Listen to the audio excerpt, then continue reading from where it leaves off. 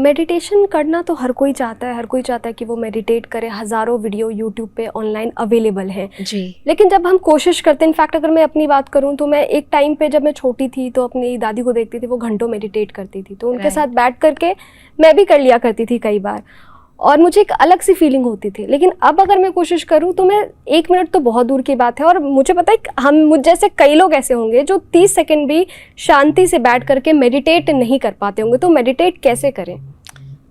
जैसे मैंने पहले भी कहा कि मेडिटेशन के लिए सबसे ज़्यादा ज़रूरी है आपको चारों तरफ जितनी भी बातें हैं उन लोगों से डिटैच हो जाना, अलग हो जाना।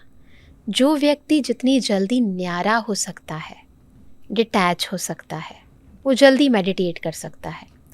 और डिटैच होने के लिए नॉलेज होना ज़रूरी है कि मेरे अंदर की दुनिया अलग है और बाहर की दुनिया अलग है।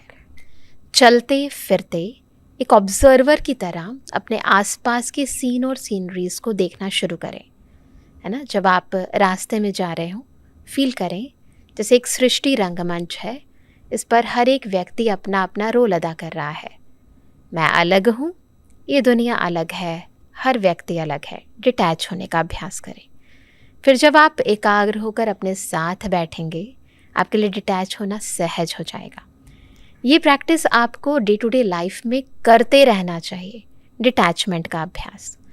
बार बार डिटैच होंगे तो फिर जिस पल आप एक अपने साथ बैठकर, एकांत में बैठकर उसका अभ्यास करेंगे तो ये आपके लिए सहज हो जाएगा। अब यहाँ पर क्या हो रहा है, हम हर पल कभी कर्म कॉन्शियस है, कभी बॉडी कॉन्शियस है ना, कभी पर्सन कॉन्शियस है, कभी टाइम कॉन्शियस है। तो वो जो कॉन्शियसनेस है ना, वो मुझ पर हावी हो रही है। सोल कॉन्शियस नहीं है, परमात्मा उसकी याद की कॉन्शियसनेस नहीं है। अगर ये कॉन्शियसनेस रहे, क्योंकि ये कर्म क्षेत्र है, कर्म क्षेत्र पर हम सभी आत्माएं इन कर्मेंद्रियों द्वारा कर्म करा रही हैं, पर ये सोचते थोड़ी ना हम। मुझे तो लगता है कि मैं ही कर रही हूँ। इनफैक्ट कई बार ये भी नहीं लगता कि मैं कर रही हूँ, चीज़ें मुझसे करा रही हैं, है ना। हम कई बार लोगों को कहते हैं कि आपने कर्म चुना था कि मैं अपने इस कर्म को करके कुछ प्राप्ति करूं, लेकिन अभी ये हो रहा है कि आप कर्म के वशीभूत होकर काम कर रहे हो। हमेशा ऐसा लग रहा है कोई ना कोई आपको कंट्रोल कर रहा है।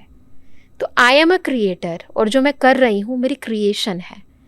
क्रिएटर पावरफुल है, क्रिएशन जो है वो भी पावरफुल हो जाएगी तब जब क्रिएटर को याद रहे कि मैं सुप्रीम शक्तिवान, जिसे ऑलमाइटी अथॉरिटी कहते हैं, उसकी संतान हूँ। तो सुप्रीम पावर की याद रहे तो आपके कर्मों के अंदर कुशलता भी आएगी और पावर भी आएगी। इसके लिए ही हम कहते हैं कि आप चलते फिरते फील करें कि परमात्मा की छत्र छाया में मैं हर कार्य कर रही हूँ। मैं अपना एक छोटा सा अभ्यास जो मैं करती थी और आज भी करती हूँ, आपको बताती हूँ। जब भी कहीं जाएं, अकेले नहीं जाएं। पहले ईश्वर को कहें, परमात्मा को कहें, आप मेरे साथ चलो। उसकी कंपनी में चले, उसको कंपेनियन बनाकर चले। कितनी देर लगती है करने में? फ्यू सेकेंड्स भी नहीं, शायद फ्रैक्शन ऑफ सेकेंड्स, है ना। अगर कॉन्शियसनेस में है कि मुझे अकेले नहीं जाना है, बस कह दिया, मन में कहना है, वो भी मुख से भी नहीं कहना है, कि आप मेरे साथ चलो और उसको साथ लो। आप ऑफिस पहुंचते हैं और कहो कि आओ, आज आप मेरे द्वारा यहाँ पर इस सेवा स्थान पर अपनी सेवा कराना। ये भी मन में ही कहना है आपको, कोई मुख से नहीं कहना है, कोई आरती नहीं करनी है। उसको साथ लेकर हर जगह जाएं, जैसे कि किसी छत्र छाया के नीचे आप सुरक्षित हैं, है ना। कोई आपकी प्रोटेक्टिव शील्ड का काम कर रहा है, मैं उसके साथ हूँ।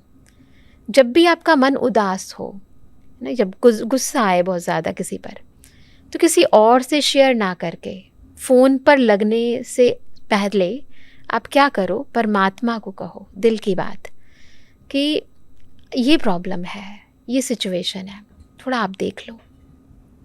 मैं कई बार लोगों को कहती हूँ कि आप इतने सब लोगों के साथ शेयर करते हो, अपनी बातें करते हो, क्या फ़ायदा होता है उससे? इनफैक्ट जितना ज़्यादा उस ज़ख्म को, किसी प्रॉब्लम को आप खुरेदते जाते हो ना, वो ज़ख्म और हरा होता जाता है। प्रॉब्लम ना घटती नहीं, उल्टा बढ़ती हुई नज़र आती है ना। फिर लोग भी आपको याद दिलाते हैं उन प्रॉब्लम्स का। लेकिन अगर हम प्रॉब्लम शेयर नहीं करेंगे, अंदर ही अंदर घुटते रहेंगे, यही मैंने कहा, शेयर उससे करो जो प्रैक्टिकली आपको हील करे उससे मत शेयर करो, जो आपकी बातों को और फैलाए और ज़ख्मों को और हरा करे। आज किसी भी मनुष्य आत्मा में इतनी हिम्मत नहीं है, क्योंकि वो अपने से ही बाहर नहीं निकल पाता, आपके ज़ख्मों को क्या ठीक करेगा। हर इंसान अपनी प्रॉब्लम्स में इतना घिरा हुआ है, वो तो खुद चाहता है कि कोई ऐसा व्यक्ति मिले जो मेरी प्रॉब्लम को सॉर्ट आउट करे। कोई भी नहीं है, बच्चा भी नहीं है, बूढ़ा भी नहीं है, जवान भी नहीं है। तो कौन है वो जो सुप्रीम हीलर है, जिसे हम वैद्यनाथ कहते हैं?